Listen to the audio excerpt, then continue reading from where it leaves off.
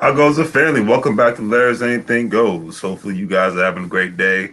Nice to for everybody that's tuning in and whatnot. Hey, the weekend's almost here. Life is good, in my personal opinion, and I definitely want to start off with the video by saying one thing with sincerity. I'm not saying anything bad about Nick Cannon. The title might seem that way. I am not. I have a lot of respect and admiration for Nick Cannon. So this is not a bashing Nick Cannon seminar, video or anything of that nature. Because we don't do negativity at Larry's Anything Goes. We do reality, and no matter how you feel about Nick Cannon's video with Professor Griff or things of that nature, I saw the video. It was interesting, and I will leave it at that. But I am talking about this situation because you can have a net worth. You can have a very big net worth of on a multitude of levels of money and things of that nature. You can have that, you know what I mean? And but yet and still you could be put in a position to where you are not able to say certain things and do certain things that's not going to make people who you work for or have a contract with, upset. Because Nick Cannon is a boss. Don't get me wrong. He owns companies, things of that nature. He has a net worth of up to $30 million. So he has a significant net worth. Like I said, don't get me wrong on that. And I mean, heck, the first time I saw Nick Cannon was on Nickelodeon. He's from San Diego. He's come from a rough background from the housing projects in San Diego. He was a member of the Bloods. He started off as a comedian, did some music, been in a bunch of movies and things, television shows and things of that nature. So like I said, I have nothing negative or derogatory to say about Nick Cannon whatsoever. Great guy and things of that nature. All I will say with sincerity is that you see he's worth X amount of dollars, but yet and still he's not a boss to the point where he doesn't own a network. So his Wild 'N Out brand and whatnot was owned by Viacom and whatnot. So he doesn't have that kind of pull in order to remain to be able to say what he wants to say and do what he wants to do and whatnot. He in a sense, but it's not like he's 100% hurting, but with the situation that is presented itself, he might get blacklisted in regards to getting future contract deals and whatnot within Hollywood. And in any business and in any industry, one wrong move, one couple of wrong words you say, no matter where you work at, and that's curtains for you. You know what I mean? So he's not at the Damon Dash level to where, on the Tyler Perry level to where if people don't mess with them, like we live in the time of streaming. So it's like somebody's going to want to stream with Damon Dash. Well, he has his own network right now. Tyler Perry, guaranteed, he has his own freaking Hollywood compound in studio in Atlanta, Georgia. Well, in Georgia, it's on the outskirts. You know what I mean? So Nick Cannon's not at that level yet. Like Damon Dash has his own studios in Burbank, California. Tyler Perry has his own thing out on the outskirts of Atlanta, Georgia, and whatnot. So that's that boss leadership I'm talking about, where you can say what you want to say, do what you want to do for the most part, and not care because you're at that level of ownership and whatnot. Now, I heard the rumors that, and if you're watching, let me know that you're in it. Say something in the chat room. Say hello, family. But yeah, so I heard the rumor. I don't know how much action is going to actually take into effect that Oprah Winfrey is talking about bringing Nick Cannon to her network. I know Diddy was talking about coming to Revolt Television and things of that nature, and that's fine. You know what I mean? I think that's a good thing. He has enough friends and whatnot within the industry and connections within the industry that he can make those kind of moves and whatnot. So I don't see that being a problem whatsoever.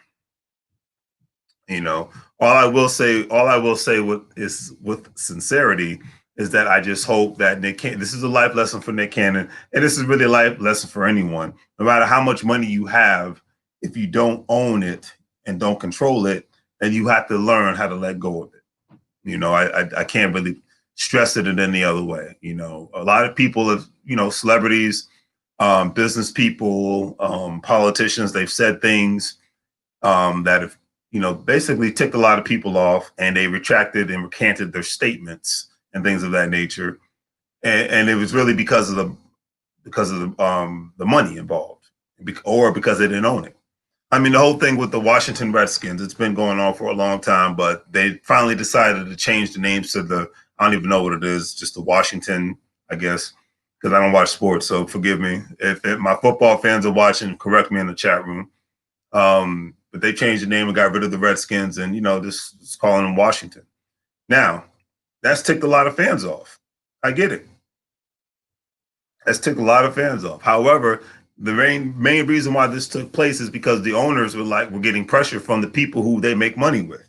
Everything in this country revolves around money. I can't speak around the world, but I will say in the United States, everything's about the money.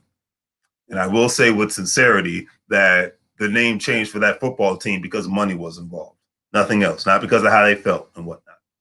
Okay, because even owners have to deal with sponsors and things of that nature. They have to deal with people who have partnerships and things of that nature. So for most quote unquote bosses, they have to eventually answer to somebody.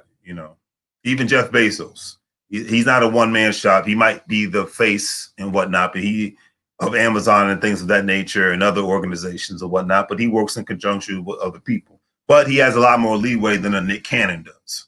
You know what I mean? When it comes to making specific statements and things of that nature. But I don't think, Jeff Bezos doesn't get into those specific territories because he has customers from all over the world and he wants to keep it that way.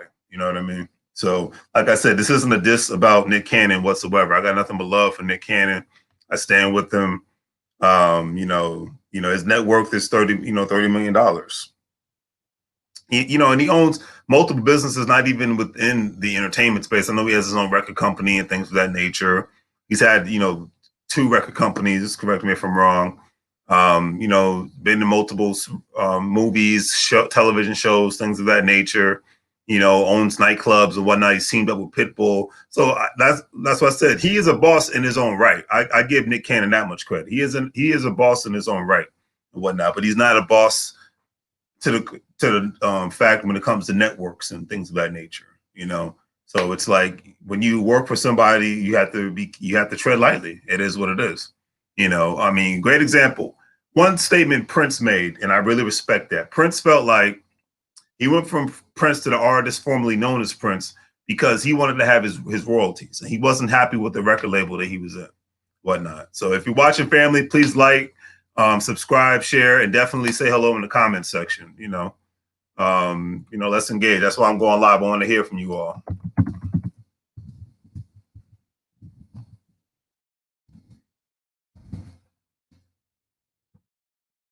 Yeah, I can say that with sincerity. Prince, he stated that he felt like he was working in slavery as an artist. Now, he wasn't talking about slavery from a chattel slavery that was in the history of the United States and other parts of the world, but he was talking about he felt like he was economically in slavery because, one, he did not own his royalties at the time, and then two, he wasn't being able to express himself in the creative manner that he wanted to. You know what I mean? So I can definitely understand that with sincerity. He wanted to be able to express himself in a specific way, and be able to do things on his own terms. But he knew that he was working for the label. So that's why when he got his new deal, it was a partnership. He had his own record company in conjunction. It was a joint venture with another major music organization. And he ensured that he had his royalties. Ownership is key at the end of the day. I can't put it any other way.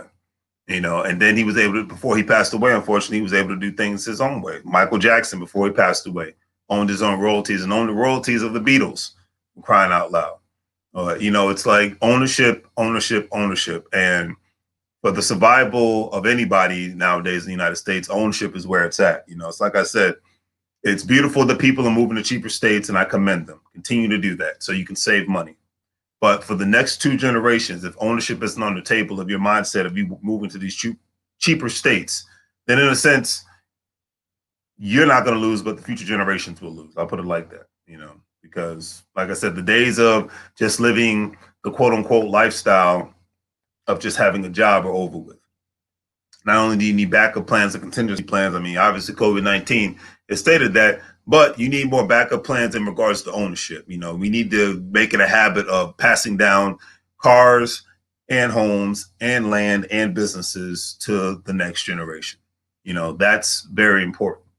Okay, you can, however you raise your kids, that's another thing. But passing down assets, it's where it's at right now, family. So I leave it at that. But yeah, because another thing, great example. Like, and the funny thing is, I'm doing my research. I found out Snoop Dogg is actually worth more than Nick Cannon. You know, which was, it was very interesting. But it makes sense because he's been around and been in the business a lot longer than Nick Cannon. You know, similar backgrounds. You know, grew up in a gang from California, except he's from Long Beach, within Los Angeles. You know, he was a Crip. Um, you know, he what is it? He's had hosted shows, has been in various movies, television, sitcoms, and whatnot. Snoop Dogg's been all over the place, so I got nothing but love for Snoop Dogg. Like I said, this isn't a diss towards him, but when he said something that ticked off the people he works with in conjuncture, you know, Snoop Dogg had to apologize and whatnot. So it just goes to show he's a boss and an owner to a specific level. But I think if he did, I think if people like them teamed up more, they just teamed up more and bought some stuff, kind of like how Ice Cube and LL Cool J was trying to buy a specific network and buy a specific team and whatnot. They teamed up, that partnership. And I definitely want to see more of that partnership in the future. Definitely, you know. So, and because that's what it's all about. No one can do this alone. No one can make money moves alone. You know, no one can just grow alone. You know, the Lone Ranger thing is not going to work. You know what I mean? So more and more partnership, it's where it's at right now. You know, so that's my 2 cents in that regards. We want to see more bosses. We want to see more people teaming up, and we stop with the hatred, stop with the ratchetry, stop with the nonsense. You know, let's continuously make moves, family, together. You know, and like I said, Nick Cannon's situation, you can be a millionaire, have millions of dollars, but you make one wrong move, a lot of instances, and you'll get slapped down in any business and in any world. That's how it goes. All right. So remember, when you work for somebody, you tread lightly. It is what it is. You know, that's why getting to a point in life where you can, instead of work, because I think next week I'm going to talk about another subject that's actually important to me. It's about voting. And I definitely want to have my brother from another mother, Adrian, on there because he's very big into politics. I'm not going to take any left or right side nonsense. No, I'm actually going to talk about the business aspect of politics. And I'm actually going to get into the fact that, you know, we as voters, we never talk about how expensive our votes should be. Instead of always just worrying about a candidate getting into a specific political position, we never talk about saying, okay, well, I voted for you. Now, what specifically are you going to do for me and my people? Okay.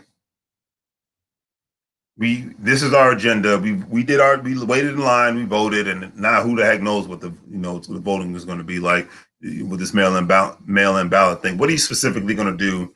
Especially right now, it's about economics. It ain't about nothing else outside of getting the right vaccine or whatnot for COVID-19. Right now, it's about the money. It's about the economics. How are you going to fund the local banks? You know, how are you going to ensure that specific college institutions are getting funded?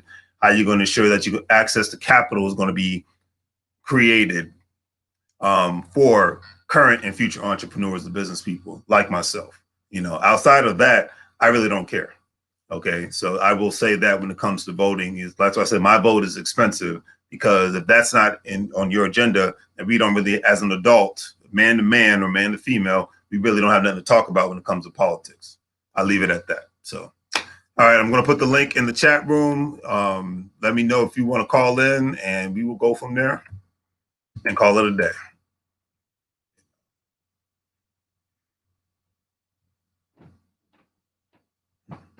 What's going on, Chris? For Chris's comment, I think he was getting there before the incident. Yeah, I couldn't agree with you more on that one, Chris. You know, I couldn't agree with you more. You know, Nick Cannon was definitely getting there before the incident. You know, but it is definitely call in, Chris, or anybody else. I want to give other people's perspective in regards to Nick Cannon's situation. You know, because like I said, I got nothing but love for Nick Cannon. I don't have anything derogatory, negative to say about Nick Cannon. I got a lot of respect for him, And I know he's going to continuously do great things with or without certain shows and things of that nature. You know, he's definitely a boss at heart, and he's definitely going to get there. So, you know, we're going to bring Chris in and going to get Chris's 2 cents on this. Yo, can you hear me? How's life treating you? Yeah, I can hear you. Yeah, I'm doing good, man. Doing good. I'm gonna be online for like a few minutes. I gotta go celebrate and stuff. Okay. All right. Nothing wrong with that. What are you celebrating? Well, 2 things. My neighbors are having a little birthday get together today, but Okay. I got myself a nice little promotion. Oh, congratulations, sir. Very nice. That's what I'm talking about. We need good news nowadays around here. Oh, yeah. I'll tell you more about it offline, but it's definitely something I wasn't prepared for. I was surprised, honestly. Ain't nothing wrong with that, sir. So yeah, go ahead and give me your perspective on the Nick Cannon situation and even Snoop Dogg situation. You know, and anybody else who's been put in this specific situation, things of that nature. You really want me to go there? Hey man, as long as you're not talking about killing nobody, we're good. Well, I've been following Nick for a long time with his Wild 'N Out show, and after like the initial reaction, what he said a few weeks ago to now, I have a change of perspective on a couple of things. Okay. I want to say that for him, obviously he said what he wanted to say. Right. At first he meant what he wanted to say. But I think it kind of backfired on him because he really thought the network had his back. Which we found out that wasn't the case. Right. What we did not know at the time was, it actually caught me off guard. I found out that he did not have ownership of that name.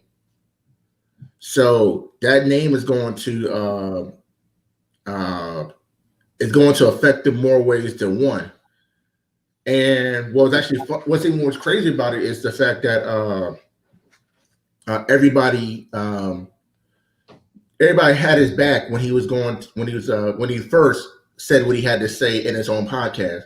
And then he, after speaking with Viacom, speaking with Fox, he went on and made that apology. And then he had the second episode of his podcast that he basically, a lot of people say he backtracked on, and it kind of made him feel like he's almost suicidal to a degree, because he had so much support, and then that same support to a certain degree turned their back on him because of what he said. Right. And for me, I know what I said. I never say anything bad about him as a person. All I said was the fact that when it comes to ownership, just like you said, he should have did more better with his business, to the point that they can't get rid of him that easily because he owns the name of the show. Agreed. Now, along with that, Diddy, Oprah, they're giving him opportunity to bring his show onto their network. One of those 2 networks. Oprah is giving him a $10 million opportunity to go ahead and do that. But the problem still remains is that he doesn't own the rights to the show. Exactly. It was more like a partnership when he did it 10 years ago. Right. So it was kind of surprising that even after all these years, now he's valued, I think he's valued 30, 40, I think maybe $50 million. Right. But that doesn't mean he doesn't have that in cash. Everything he owns is that value of what he has. Exactly.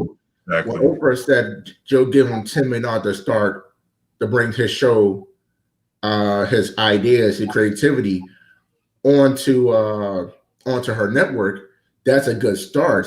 But it got to be a different name, because it's going to cost more than $10 million alone, just $10 million alone cash, to even put Viacom in negotiations. Exactly. To get that name.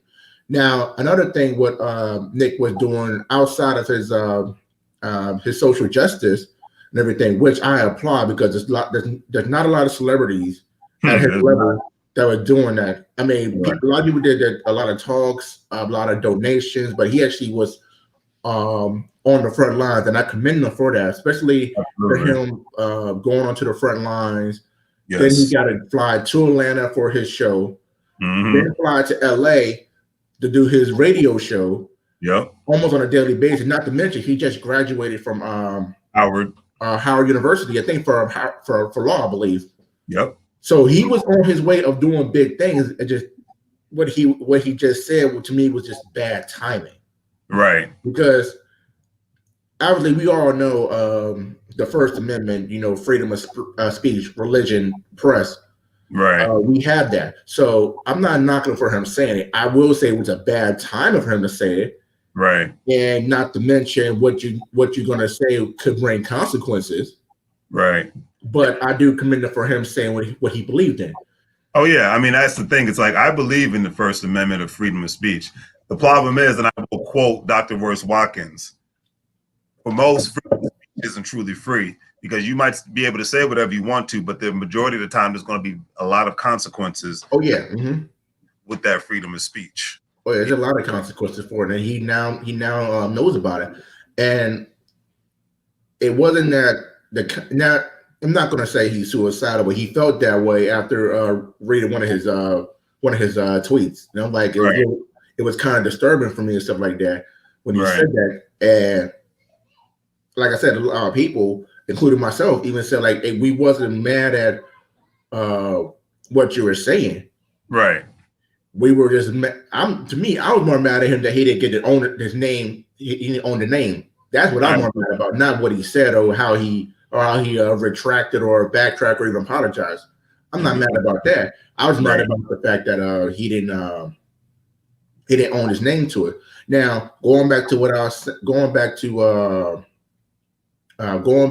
say Snoop, Tyler Perry got his own studio and everything like that. Right. The latest season of Wild 'N Out was filmed in Atlanta in his studio. Exactly. So he was on his way. He was learning from these guys to get him in a position where he could do it. It may not be as big as the Tyler Perry studio, because that studio is pretty large. Right. You're military, baby. But he could have pitched in and got his own little studio in there. And right. So I think a lot of people are starting to do that as well. I think Will Smith production company Overbrook is also branched off in Tyler Perry's studio. Correct. Yeah. So he was on his way there. Like I said, it was just ill timing. I agree. And then going to what Snoop said about Gayle King, which I'm not gonna lie, I was kind of laughing at that. But what he said, and then he apologized to her because even though he wasn't feeling the wrath that like Nick Cannon was to a whole network, he was feeling the wrath to a lot of women of our culture. Correct. And he had to apologize because he was wrong. He was wrong to say that about his expression. Sometimes we let emotions get the best of us. Agreed. We let emotion get the best of us. Sometimes we gotta just sit back and relax, sit back and think about it before we say something. That is very true. Now Snoop didn't lose any sponsorship or anything like that because he had the support of Martha Stewart. She backed him up on that too. So he making sure that he doesn't lose that relationship that he has with her. Yeah, well, because let's be real, without Snoop Dogg, nobody would really care about Martha Stewart right now. I mean, that is very true. So it was a smart strategic move on Martha's part right there. So she can remain relevant. She knows who puts the butter on the biscuit, as my grandmother. Well, it was a smart gamble on both of them because not only it helps her bring her relevance in there, but it also opens up a new target audience for Snoop as well. Absolutely. And one thing I hope Snoop does, I hope he takes, he's in the process of doing this now. It's kind of like you said, bad timing. Like, how Damon Dash has his own studio in Burbank, right? Yeah. Mm-hmm. Snoop Dogg is in the process of creating his own studio within Long Beach and whatnot. Not just he's got his music studios. So he actually makes money off of renting his studios out to other artists and whatnot. But he's in the process of creating an actual media studio. Well, technically, he can't. All right, let's rephrase that real quick. Now, Snoop actually has a studio. It's the Compound. Well, yeah, I know. I'm talking about something bigger than that. I know he has. you got to start somewhere. So that's the starting point. Yeah, trying to grow. It's like you put the seeds in the ground. Now he's trying to grow whatnot. That's what I'm getting at and whatnot. And I want to see more of that. I love that. I've driven by Damon's studio in Burbank. Beautiful. You know, I've driven by the Tyler Perry compound out there in Atlanta. Beautiful. You know, I've seen Snoop's studio. I want to see more of that. You know, because right now, if there's no more, we don't need more millionaires. We need more owners. I can't put it any other way. You know what? Here's what. And here's the thing that I don't get, and it puzzles me on this as well. Mm-hmm. Like you said, Dame got a studio. Right. Snoop is developing his studio. Right. They're both in California. They're probably not now. I'm not sure where Burbank is, but I know where Long Beach is. Right. It's probably not. It's probably maybe, let's say, maybe in a 20-mile radius from each other. Right. Exactly. Why don't they just collaborate and work together on the same cause? Well, you know who we're talking about now. Well, yeah, but still. I would love to see that too. I agree with you 100%. But Dame Dash, I love you, but he's just a brother that doesn't play well with others. You know, that's just what it is, and it's because of what he's gone through. So I kind of get it. I get it, but maybe they can partner on the land. Path too, as well. Correct me if I'm wrong. Say what? Jay-Z's on his way to doing something similar to that, outside of the things he's already doing. Well, yeah. Well, Jay got a lot of partners. Exactly, so, and that's the thing, But I know that you're going to see more of this in the future because of laying the foundation, especially given the fact that you have a lot of rich celebrities which I'm very happy, are actually building in Africa, specifically Ghana and Nigeria right now, and they're doing their darndest to make some sort of collaboration. Even Tyler Perry's talking about this with Nollywood in Nigeria, which is a good thing because everybody else has their own international feel, and it's time for us to get more of an international feel going as well, because the world is so, connected, because, especially because of technology. Oh yeah, I agree on that. And then I'll say, let me go back to Snoop real quick on that. Like, sure. Everything he learned about, like, ownership, being a businessman, like that, we gotta give hands up to Master P on that. Yes, sir. Yes, we gotta give him on that, because if this was the same Snoop from Death Row Snoop, and that's the thing that I always respected about Master P, because he's the one that reached out to Snoop when Snoop was going through what he was going through with Death Row. He's the one who moved him down to Louisiana and drove him around and said, "Hey, pick a house." He got him out of the LA. If he didn't do that, Snoop probably would have got killed and whatnot. He would have been the next one. So, and he taught Snoop the business aspect on how to become more of a better businessman, and that's how Snoop Dogg was even able to create his own record label. I think Snoop said it best. I think Snoop said it best on one of our podcasts, the Drink Champ podcast that I've been listening to. He said it best: when you get with Master P, he gonna give you your own music. He gonna give you a house. He gonna make sure you get 2 businesses. Yes. And when it's all said and done, it's all under your own name or whatever business name you're gonna have. But all P wanted was a percentage at the time, and once all said and done, after the contract over, you're your own man. Exactly. So we got to give him a lot of credit on that stuff as well. Yeah. Percy Miller, I've always had nothing but respect for him. When he first came out, I was inspired because of the fact his mindset was always talking about business. Period. Yeah. Straight up. There's another guy I want to bring up to you as well. That you may not, you may have heard of, but not as much because he's in the shadows now. But R&B singer Ryan Leslie. Yes.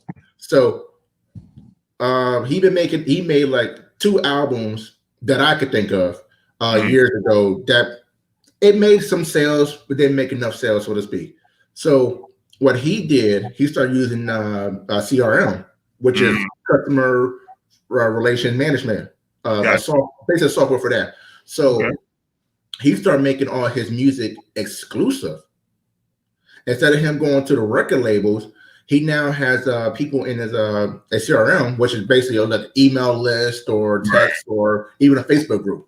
And he sends them messages saying, "Hey, I got a brand new song out. Go ahead and click here to go listen to it." So he started promoting his music that way. and then he also promoted his album. So like, hey, for $10, here's my album. So he started getting his sales that way. And because it still is, he had his own record label and everything like that. But because he still promoted that way, he made he went platinum. No, he went gold a few times. Okay. So, but that money go back to him. So let's say I think gold was 600,000 sales. So he made about $5-6 million off of that alone. Wow. And then when he's in certain areas in the country or the world, he sent out a message to people in that area like, hey, I'm doing a private party at this venue right here. If you want to see me, hang out, just have a few drinks, chill, maybe do a couple of songs, it might cost $2,500. Right. So he said when he did his taxes, he actually made like $30 million that year. Wow. Just off working on CM. Like instead of him using the record label for marketing, he created his own little target audience, the people that supported him, and it was a smart move. And up to this day, even myself, using like the CRM to connect to people that I worked with in the past and in the present, a lot of people are still not utilizing that. And that would, to me, that's at a digital world, that is very smart business move. So I wanted to bring that up as well because, like you said, we all want to be owners. But we don't. A lot of us don't know how to put in that work to become one. And right there, I just gave a lot of people a lot of tips on how to do one, especially doing side work here and there. You know. Absolutely, I couldn't agree with you more on that one, man. I couldn't agree with you more on that one. And I know people are going to continuously do that, and they're going to thank you for that, Jim. But you know, that's where we are right now. You know, and I'm sure this is going to blow over. You know, for Nick Cannon, and yeah. You know, it'll blow over. And it's like you said, because of that's the main reason why Master P, that's why him and Dave and Dash get along so well, is because they like to have bosses around them. You know, they can tell generals and they don't want soldiers around them. They want to turn soldiers into generals. Yeah. I mean, real genuine people don't want to see other people fail. Agreed. Everybody's going to hit, everybody's going to hit some hard times. Everybody's going to hit a hard rock. People are going to struggle sometimes, but it's going to be people that's going to be like, hey, I know you're down. Let me help you out with this. What do you need? Like, I remember one of my friends actually, and you know him too, but we're not going to say no names or anything like that. Right. But he just got a new house and everything like that, renting, working on ownership. But his old house, when I spoke to him and everything like that, he, I guess he had like a busted pipe or anything like that. So the whole basement was flooded and stuff like that. Oh, wow. And the first thing I asked him, like, hey, are the kids okay? They're like, yeah, the kids are fine. Right. All right. What do you need? What do you need to get yourself back on your feet? To help pay for the repairs or you need to move, whatever like that. Just that little gesture like that. He said he needed anything. He was good, stuff like that. But like, hey, if you need anything, just give me a call. Let me know. I may not have much at this time, but I'll still give what I can to make sure you're good. And that's really what it's all about. It's not even like if we're struggling and so that we should be able to call one of our friends or family members like, hey, I'm at a little hard time, got a little problem right here. I don't know what you do, but can you please, assist me? Agreed. I'm not asking for a handout because you'll get it back tenfold, but can you help me out real quick? And us as people, we should be like, what you need, say no more. I couldn't agree with you more. So, you know, it's kind of like, in a sense, you have when you do stuff like that, you feel like you're part of a community, you know. Well, community, family, the whole nine. The whole nine, and because there's a lack of that, especially within African American culture. At times, there's a real lack of it sometimes, and a lot of times, too many people feel like they're on their own, and then they see these other people that come to this country, and because they're not on their own, they're actually working as a force. When times get rough, they're there for each other. Oh yeah, most definitely. If the economy tanks, they're there for each other. And depending on how good they are there for each other, they might come out even bigger winners. Yeah, and that's what it's supposed to be. Obviously, us in the community, we're not fully there yet. We're getting there, but we're not fully there yet. I mean, a lot of the Facebook group that we have seen, that we actually are part of, we're starting to see that community come together, everything like that. we're still not fully there to the point to say, hey, one of us are down. Can you help brother out or anything? We're not there yet, but we're getting close to it. Right, absolutely, and I'm looking forward to that. I love that group. It's something but great positive energy, and that's why I love to be a part of it and whatnot. I mean, heck, it's the first thing I check when I even get on Facebook half the time. So, oh yeah, definitely. That is definitely one thing I can appreciate. So, you about to get ready to enjoy your good old fiesta, sir? Yes, I am. Yes, I am. Actually, let me get going right now, man. But like I said, definitely wanted to dial in because this was something that we talked about a while ago, and yes. I knew it was something I had to say and everything. So, hey, no problem, man. Thanks for getting your opinions out there, man. It's greatly appreciated, brother. No doubt, brother. All right, man. Well, you want to plug your business before you head out? Oh yeah, definitely. I always got to plug in my business. Oh yeah, just put it in the chat and I'll put it out there. But going to your neighbor's party. Oh, there's my camera. Very nice. Regional Consultants. I am the owner and I am a customer acquisition specialist. Bottom line is, any business, big or small, my goal is to bring you guys more customers, bring you guys more money at the end. And there you have it. All right, brother. I will see you next time. You take care and enjoy yourself and get yourself some of those good, real, authentic Texas tacos over there. Hey, no doubt, man. Talk to you later, man. All right, brother. Take care. All right, peace. Yeah, it's always good to hear from Chris, man. That's what I can say with sincerity. Hopefully he has a good time and congratulations to him. Let me definitely plug his website. Let me put that in the chat because I'm about to get off here. It wasn't going to be a long night tonight. Definitely got things to do tomorrow, but here is Chris's website. Check it out. See if you're interested. All that good stuff. What is in regards to his businesses and services, and I will put my website. Oops, Facebook, you give me a problem. You don't want to put it up. Let's try it again with Facebook. Facebook don't want to do it. But yeah, it's like I said. This at the end of the day, there's no issues or anything of that nature when it comes to Nick Cannon or anybody else, because everybody's in their specific situation, and we all go through hard times. And it's like I said, I'm riding with Nick, and I got nothing but respect for Nick. And Chris just gave me an idea. I might definitely make a episode or go live talking about Master P, because it's nice to always be able to talk about people who inspired you. And Nick Cannon is definitely one of those people that definitely inspires me. So that's why I said it's definitely not a diss towards him. Keep up the good work. And if you're feeling suicidal, man, don't. I know you're going through a rough time, but you're going to get through this. And the people that really admire what you're doing, keep up the good work, man. That's all I can say. We need to start supporting each other. Even if we disagree, it's not the end of the world. I think that's another problem with society as a whole. People act like if you disagree with one another, that it's the end of the world. But in reality is, if you're around people that you disagree with and you have different perspectives with and whatnot, you can still learn and grow from each other. I mean, great example. Bill Gates and Steve Jobs did not agree with each other all the time, but they knew in order for them to conduct a specific mission and whatnot, they had to combine forces. Apple and Microsoft had to combine forces even back then. You know what I mean? So there's nothing wrong with being around people that you disagree with, even when it comes to the political nonsense. Okay, if you're a Democrat, if you're a Republican, just find commonalities and whatnot. And if you disagree on certain things, it's like I told my brother, Adrian, do it in a respectful manner. It's not against against the law to disagree with somebody and not get offended. You know what I mean? I think that's what we need to get back to, that place as well. Kind of, like you said, though, I guess the older I'm getting, I'm learning to hold certain emotions back. It's just not that serious anymore. It's just like, look, we disagree, I respect you. And one time somebody said, well, Larry, I respectfully disagree. I was like, you know what? I thank you. No problem. Why do you respectfully disagree?